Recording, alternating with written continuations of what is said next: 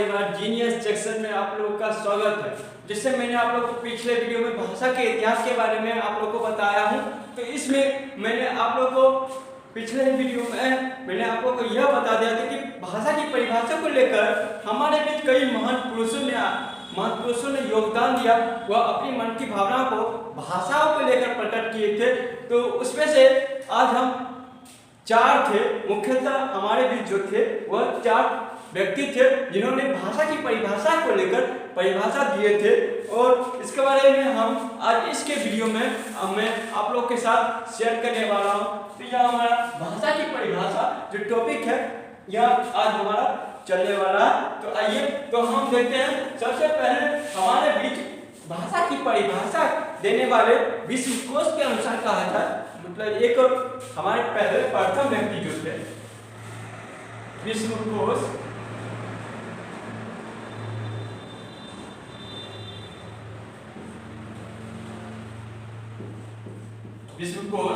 उनके अनुसार कहा गया है कि भाषा जो है ध्वनि प्रतीकों का भाषा जो है ध्वनि प्रतीकों की एक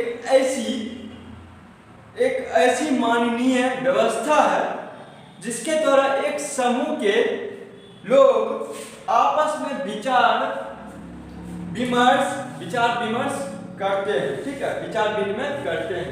तो वही कहा गया है उनके अनुसार, क्या कहा गया है उनके अनुसार भाषा ध्वनि प्रतीकों का एक माननीय व्यवस्था। ठीक है, भाषा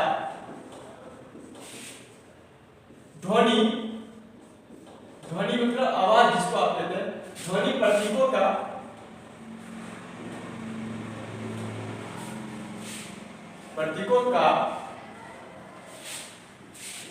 वैसी माननीय व्यवस्था है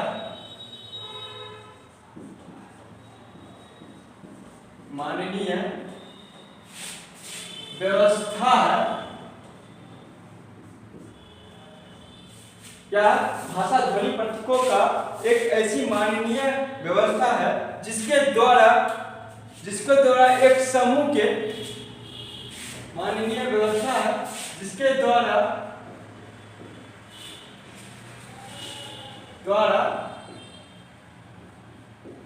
एक समूह के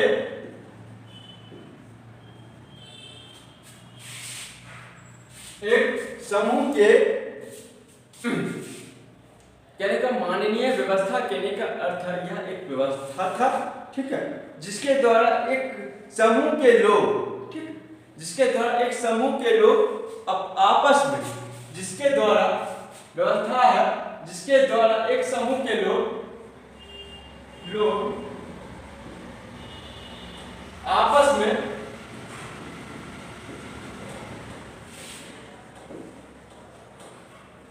विचार विनिमय करते हैं। ठीक है, विचार विनिमय करते हैं। ठीक, यह हमारे विश्वकोश के अनुसार यह भाषा की परिभाषा को देते हुए कहा गया था। और महर्षि पतंजलि जो हमारे भी दूसरे आए थे वे कहते हैं महर्षि पतंजलि आए थे। महर्षि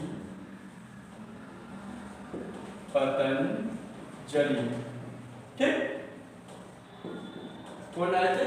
महर्षि पतंजलि। वो सीधे बोल दिए जो वाणी वर्णों से उच्चारित होता है। क्या होता है? जो वाणी वर्णों से उच्चारित होता है। महर्षि पतंजलि के अनुसार जो वाणी वर्णों से उच्चारित होता है, उच्चारित होता है उसे ही भाषा कहते हैं। यह हमारे बीच कौन बोले थे? महर्षि पतंजलि बोले थे। और हमारे बीच तीसरा जो आए थे उनका नाम था कामता प्रसाद। ठीक है, उन्होंने भाषा का यह परिभाषा को देते हुए कहा भाषा वह साधन है जिसके द्वारा मनुष्य अपने अपने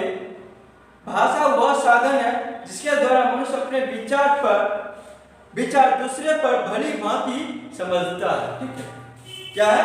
भाषा। किसके अनुसार? कामता प्रसाद।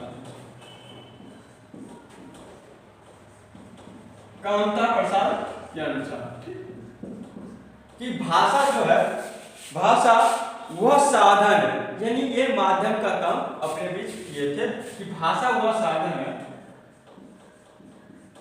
भाषा वह साधन है, ठीक है, जिसके द्वारा एक मनुष्य ठीक है, जिसके द्वारा मनुष्य अपने एक नहीं कई सारे मनुष्य अगर कहा जाए तो कहा जाए जिसके द्वारा मनुष्य अपनी मन की अपना विचार एक दूसरे के बीच भली बात को प्रकट कर सकता है।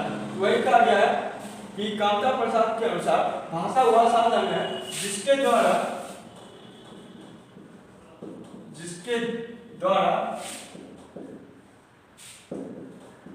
कोई व्यक्ति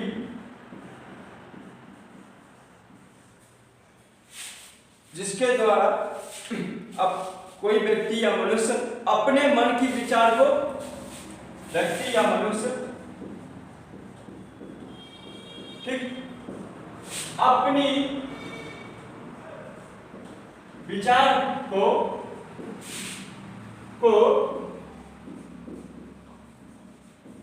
भली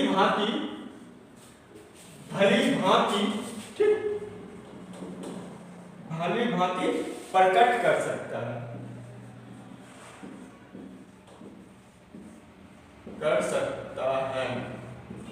ठीक।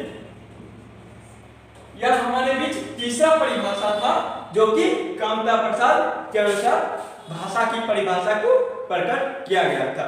उसके बाद हमारे बीच आए थे डॉक्टर बाबूराम सक्सेना। क्या कौन आए थे? हमारे चौथे महान पुरुष थे, वे थे डॉक्टर, वे पेशे से डॉक्टर थे और वे डॉक्टर बाबूराम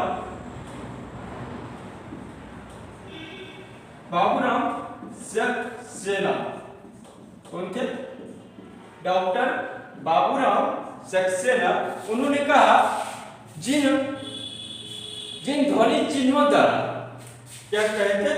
जिन ध्वनि चिन्हों द्वारा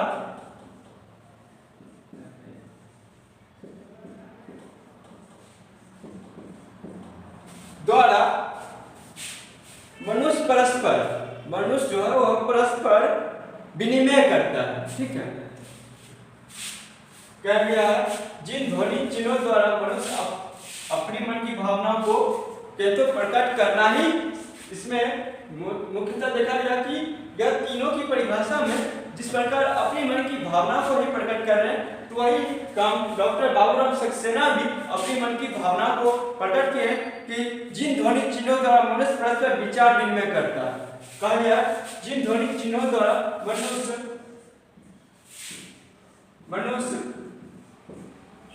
अपना विचार विनिमय प्रकट करता है, अपना विचार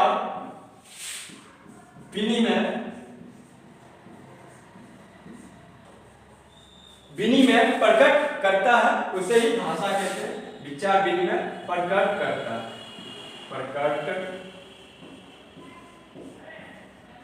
है, ठीक। सब में देखा गया कि ये जो चारों हैं हमारे बीच, पहले विश्वकोश, उसके बाद महर्षि पतंजलि, उसके बाद कामता प्रसाद, उसके बाद बाबूराम सक्सेना, वे चारों के अनुसार मुख्यतः देखा गया कि वे चारों ने अपनी मन की भावना को ही माध्यम को लाते समय प्रकट किया है, यानी किसी न किसी माध्यम के जरिए ही ये अपनी मन की भावना को ही प्रकट करते हैं। उनको समष्टि रूप से भाषा कहते हैं और इनकी परिभाषा को और थोड़ा बड़ा करते हुए इन्होंने कहा वह अपनी समष्टि रूप को वही भाषा कहते हैं। वह इसमें इन्होंने एक मुख्य बात जोड़ दी कि वह समष्टि रूप से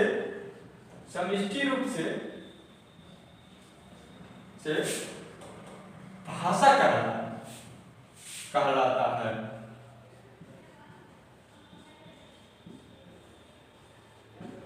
ठीक, तो परिभाषा के लेकर ये हमारे बीच कौन कौन आए? हमारे बीच विश्वकोश आए, उसके बाद महर्षि पतंजलि आए, उसके बाद कामता प्रसाद आए, उसके बाद बाबूराम सक्सेना। तो भाषा की ध्वनि क्या है? भाषा ध्वनि प्रतीकों का वैसी मानवीय व्यवस्था है जिसके द्वारा एक समूह के लोग आपस में विचार विनिमय करते हैं। यह हमारा पहला परिभाषा उनके अनुसार कहा गया।